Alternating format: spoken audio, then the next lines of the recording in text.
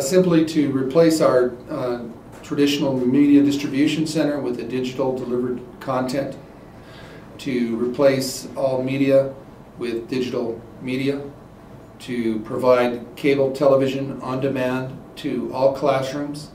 Those were the two priorities: digital media delivery as well as cable television to the desktop.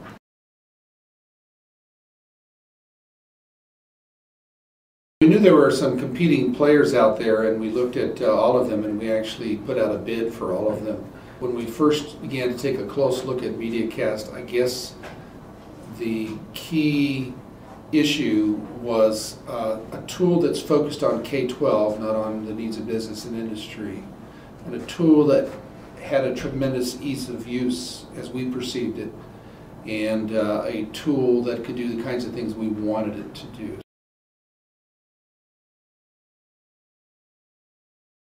First, making the teacher more efficient. That's very critical. The teacher's time is limited, and the more we can give them the tools and help them be good at those tools in a quick manner and to deploy those tools for kids and that content for kids, that's pretty useful to us. Secondly, with the ability of MediaCAST to create segments, small segments that are focused on specific learning targets, we know that that can only help the achievement goals that we have. For example, in the research on effective video use in classrooms, if you present a whole 20-30 minute video, there may be a small 2-minute section in there, 3-minute section that really zeroes in on the learning you want. And the rest they call in the research noise, because it actually distracts kids. Other kids might think this is important, or they might think that's important, or they might think that this is the purpose here, or they might be distracted by something funny that happens or something that gross that happens. But when we're able to take video and package it for the learning, it becomes not noise, but it becomes a tool, a lever for reaching the learning target. You reach the learning target, then you achieve what you want in terms of student gains. Thirdly, how do we directly focus our digital content efforts on student achievement? Well, take a look at the issues of access. If you can't access the curriculum, you can't learn the curriculum, you can't achieve. So kids that are absent, kids that are sick, kids that are out for sports, kids that are out on an extended vacation. How about homebound kids? If they can't access the curriculum, then they can't achieve and they cannot learn. So MediaCAST enables us to take that resource and send it home.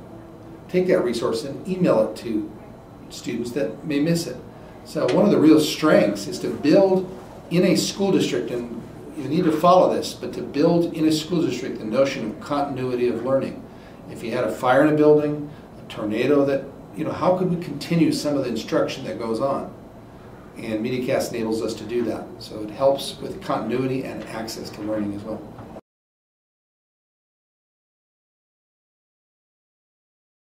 Our experience it has been very positive in that regard, more than positive, because we had a good solid plan to roll out training on the tool for the MediaCAST product in our classrooms, and for our teachers and for our librarians. Our actual goal was to first train the librarians and have them train the teachers. And we had budgeted a set amount of money to accomplish that training, and we literally spent only about 1/10 of the monies, because it was such an easy product to use and to train that the media specialists or the librarians said, just leave us alone, we don't hardly need any more training. Let's just run with this, because it was so easy to use. The same thing for teachers. In short 1-hour sessions, we're able to get them up to tremendous skill set and capability.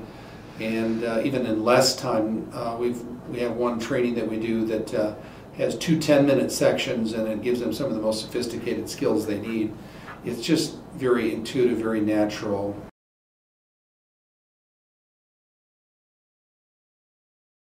Our experience with Inventive Tech as a company that sells and supports and maintains this product for us has been really positive.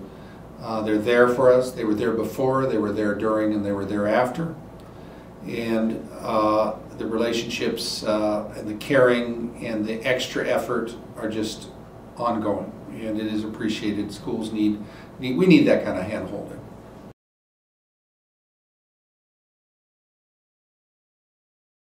When we describe MediaCAST to other districts, we use the term game changer. It has been a real game changer for us, and some of the tools that are built into MediaCAST that enable that changing of traditional practice are first the segment maker that allows us to take lengthier videos and create our own segments, student personalized segments, classroom personalized and focused segments, and the ability to do that has just been transformational. The other game changer is that notion of when we take that URL builder and we can send it home and extend the learning day and extend the learning time. That is exceptionally powerful, and another true example of that sense of being a game changer.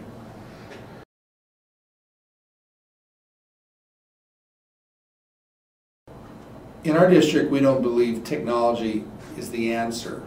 We believe it's part of the answer, but we believe equally in the notion of great teaching or the pedagogical aspects of teaching.